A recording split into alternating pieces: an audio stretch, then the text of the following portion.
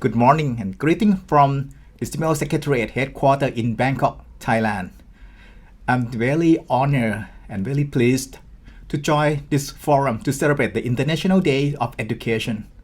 I would like to address the issue of education in Southeast Asia at this time of pandemic.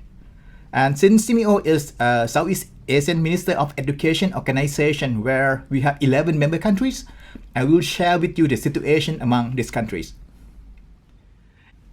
In the 11 SEAMEO member countries, the COVID-19 infection were discovered in the early 2020, and the response in terms of education was mainly to change into different modes of delivery, mostly through home-based learning. Definitely, various problems follows as we know that the problem of digital divide still exists in the world, and each of the 11 countries took different approaches based on the particular situation.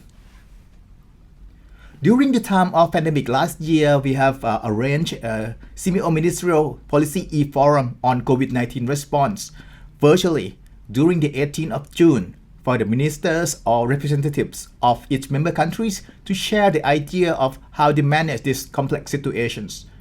As I mentioned earlier, in order to prevent the infection of the virus, most of the schools are closed and switched to alternative mode of delivery.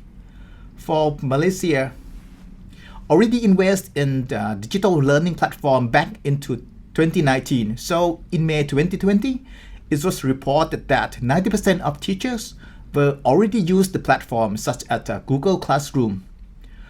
Lots of challenges follow when switching to online home-based learning. Not all students have access to the internet. So each country came up with different approaches in helping the student to keep the learning going. Brunei Darussalam, for instance, utilized the blended approach, online, home-based, and remote learning. The government provides home learning packs to marginalized and vulnerable students who cannot access online resources, and these packs were delivered direct to their homes via school bus. Brunei Darussalam, as well as other countries, also used their national television to broadcast lessons. Cambodia even launched a new digital television channel after all schools were closed and also established a center for digital education. Digital content were produced for both the television channel and social media platforms such as Facebook and YouTube. Minister of Education, Youth and Sport of Cambodia also allows students to form small groups for self-study and paper-based distance learning with guidance from the teachers. Indonesia, with a large number of islands, also used broadcasting education television programs to close the connectivity gaps, especially in rural areas. The Ministry of Education and Culture Indonesia also coordinate with service providers to lift the internet access quotas and provide free access to online education platform and contents. In Laos PDR, a new satellite television channel was created for education and sport in May. It served as supplementary resources when the school reopened at the middle of the month.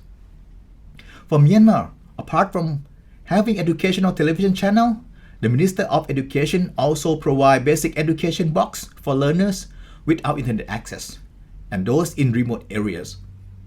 The ministry also focused on health awareness training and developed standard operating procedure for coming to school, behaving in class, eating lunch, going home, and even taking school buses. In Philippines, which I think I don't need to say much here, also employ blended or distant learning modalities. Teacher will deliver printed or digital modules to students' home, or parents can pick up at the designated places with a coordinated schedule. DepEd Commons is also another good online learning resources that can be easily accessed. Thailand, where SEAMEO Secretariat headquarters has launched 17 educational television channels to provide learning material for K-12 students and 2 more channels for TVET and non-formal learners. During the time of pandemic, Thailand also developed its own educational ecosystem model to develop educational personnel. Lets the teacher become education designers together with startup companies. They can be more and more learning material available. For Timor-Leste, apart from developing contents to be aired in daily television program, The Ministry of Education also worked with telecommunication companies to provide free download and access to all material online. And for those families without internet access or television sets, they can use an SMS short message service to receive assignment. Vietnam, apart from providing lessons via 28 television channels, also give handout to those without television sets. For Singapore, the school was closed for 2 months and reopened in June. With the school opened, various measures and protocols have been put in place, including wearing masks, keeping safe distance from one another, staggering arrival and dismissal times, and reducing the density of mass student activities. Well, when implement this measure and other mode of education, we will need to think about learning holistically.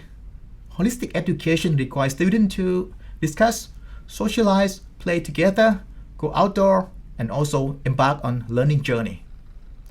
The focus of the Minister of Education during the COVID-19 pandemic are not only on learning, but also on other factors such as nutrition and socio-emotional development of the students as well.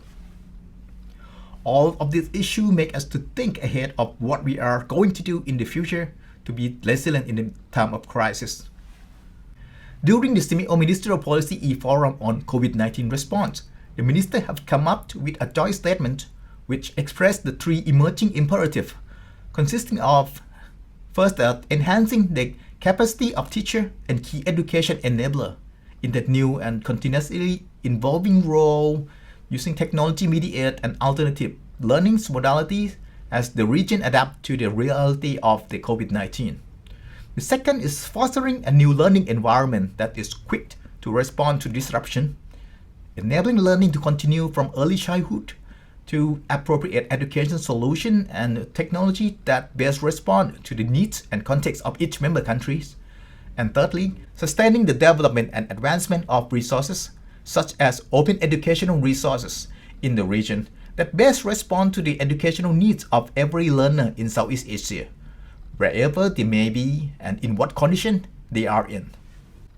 Although the COVID-19 pandemic has brought so many difficulties to the world, but on the brighter side, we have advanced so much in the realm of education. We have moved toward a blended form of learning we haven't been able to do for a long time.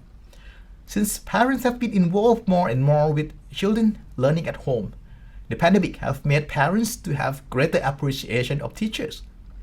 Also, the online and home-based learning result in new discoveries. The learner has learned on their own pace and create a sense of curiosity to go beyond the curriculum. We are sure to see more and more development in realm of education coming out to the world, and that would benefit the learner significantly. And on the collaboration and international solidarity, during the time of COVID-19 pandemic, we have experienced a multitude of online collaboration programs. SEAMEO webinar is one of the most participated online event, which we have more than 500,000 participants joining different webinar and lecture series. We also have conduct an online photo contest, essay writing, dance and song, vlog, and storytelling competition. This week, we will start another set of lecture series on every Thursday for 3 weeks. You are all welcome to join, and information are provided via SEAMEO Secretariat social media, such as Facebook, Instagram, and on our own website as well.